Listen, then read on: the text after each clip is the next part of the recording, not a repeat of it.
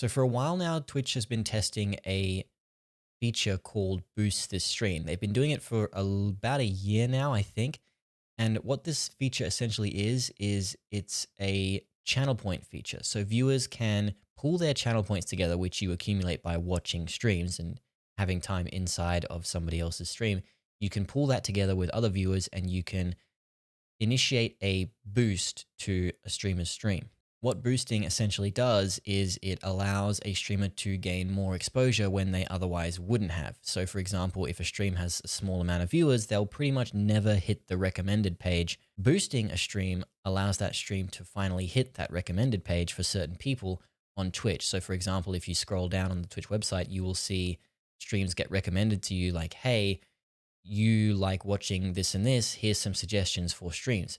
What stream boosting would do is it would put your stream or whoever's stream you're boosting into that box or that category for other people to then view and then hopefully click on the stream, and then you'll get more traction that way and hopefully more views and more follows, etc., etc. Recently, there have been announcements via Twitch, via a live stream, that the boost the stream feature, or the feature that gets you more exposure, is now going to be a paid feature. It's just in testing right now, but they're now testing a paid boost stream feature. So essentially how this works is, this is via a tweet via Zach Bussey on Twitter.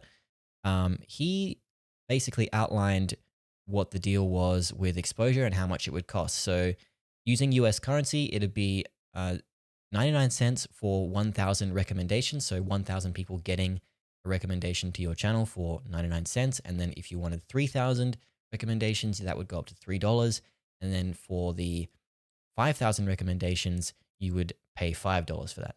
Arbitrarily creating boosts for your channel has been around for quite a long time now, but they've always been available via a third party. And if you use those kind of things, you're always at risk of being banned, because Twitch in the past has never really endorsed this kind of arbitrary growth of channel just via paying for either followers or viewers or anything that could get you up in the recommendation charts on Twitch. Now, though, it seems they're testing a feature that essentially does just that, except now it's official and through Twitch. So this is definitely surprising news coming from Twitch. The channel boost feature has been around and tested for a while, as I mentioned earlier, but the sudden shift to it being a paid feature and the fact that this whole channel boosting resembles so closely the follower bots and the view bots that people have despised for so long is really weird to me. There's a number of issues with how this can play out, potential issues. Obviously, this isn't in Twitch yet. It's not a decision that Twitch has made formally yet to implement into the site. It's in testing right now. But there are a number of issues that I'd like to highlight that could maybe potentially affect not only just content creators, large and small, but also viewers, people who watch Twitch, people who may think that this won't affect them at all. So let's just talk about the obvious problem that people are going to be recognizing as soon as they see this announcement, and that's that Twitch is actively promoting arbitrary growth. Essentially, by paying for growth, you're skipping the need to be a good streamer on Twitch to gain attention. There's a reason that some people are recommended and some people are not, and there's a reason that people are more successful as streamers and garner more viewers and garner more recommendations than others. It's because sometimes people are just better streamers. People who work hard and people who have good quality streams and people who can talk into a camera and can develop those communities deserve to be on the recommended page because they earned it. They've done the work for it. They're creative, whatever they're doing, whether it's gaming or creative endeavors or music or anything like that, that talent and that hard work deserves to be recognized. And people understand, for the most part, that growth on Twitch is hard work. There's a lot of luck in it involved as well. We can all admit that. But by paying for arbitrary growth, this is essentially taking away the idea that streamers are going to be successful purely based on how good they are at streaming.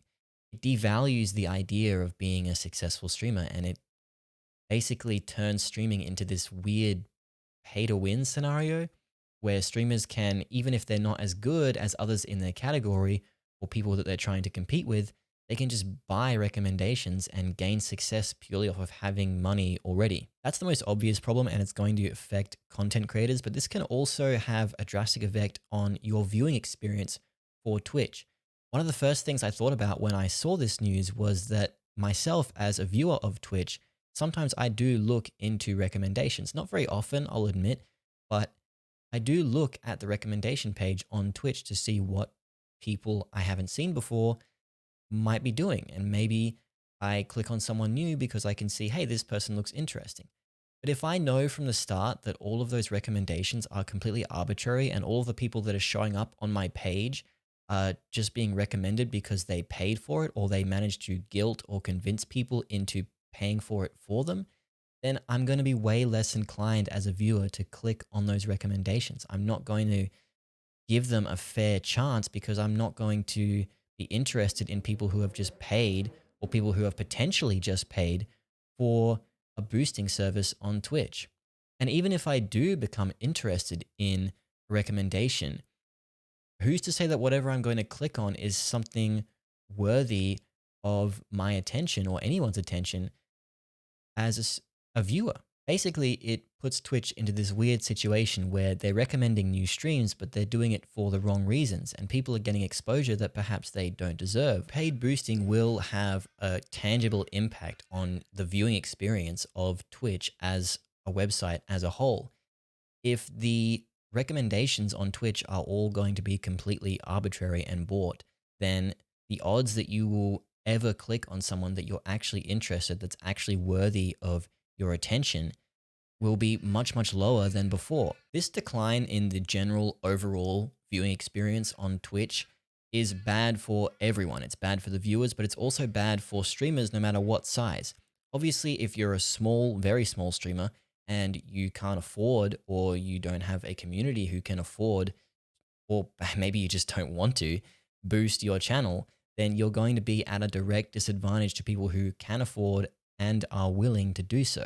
But this isn't just exclusively a small streamer exposure issue. Twitch has always had exposure problems for small streamers. We're fully aware that that exists and it's never been solved for a while, but that's just the way things have been on the site.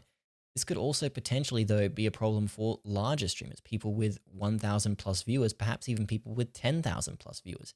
Because if the general Twitch experience declines throughout the entire site, then you're going to have people who just leave Twitch altogether. Casual people who used to watch Twitch but have seen the poor experience, have gotten bad recommendations that they don't like because people have paid to put those recommendations on their page, and they're just going to click away from Twitch. They're just going to go and watch something else, potentially.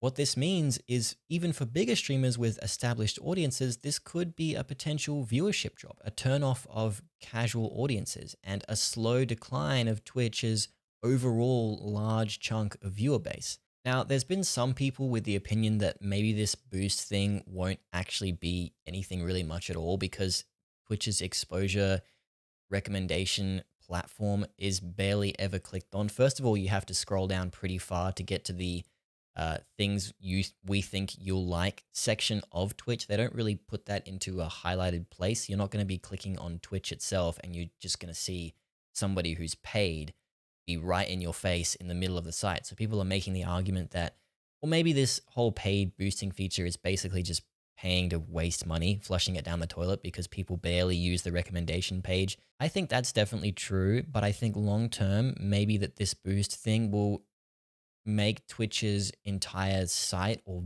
I guess vibe, for lack of a better word, have far less integrity. This whole integrity of Twitch as a company has already been a slight issue over the past 1 or 2 years, especially recently regarding the whole hot tub debacle and other issues revolving around the way Twitch moderates its site, the way Twitch's policies work, their lack of transparency. And this feature long term could potentially just destroy even more of the company's already poor reputation. Obviously, as I said earlier, this is all in the testing phase. Come November or December, when this testing phase is finished, or whenever it finishes, early January maybe, this could all be scrapped and gone. People could hate it, which I'm assuming they do because, well, on Twitter, definitely everyone already does.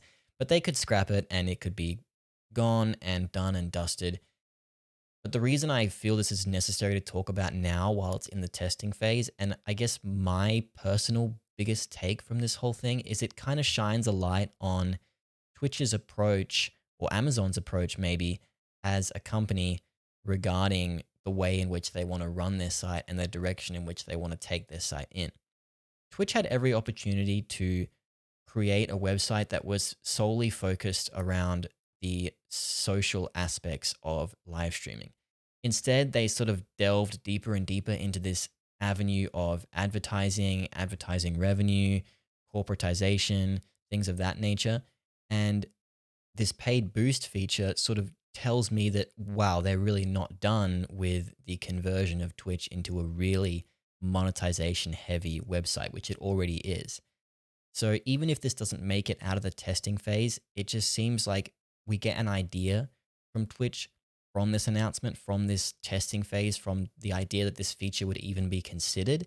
We get the idea that Twitch and their direction is very clear.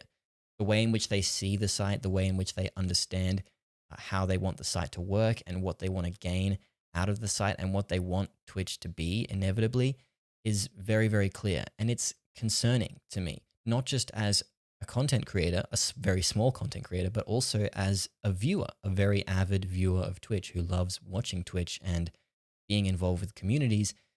This is super concerning, even if it doesn't come through. So I just wanted to get my 2 cents out on that. I know that I don't do this I never do this. I never make videos like this, but I felt like it was necessary to talk about. I had this on my mind.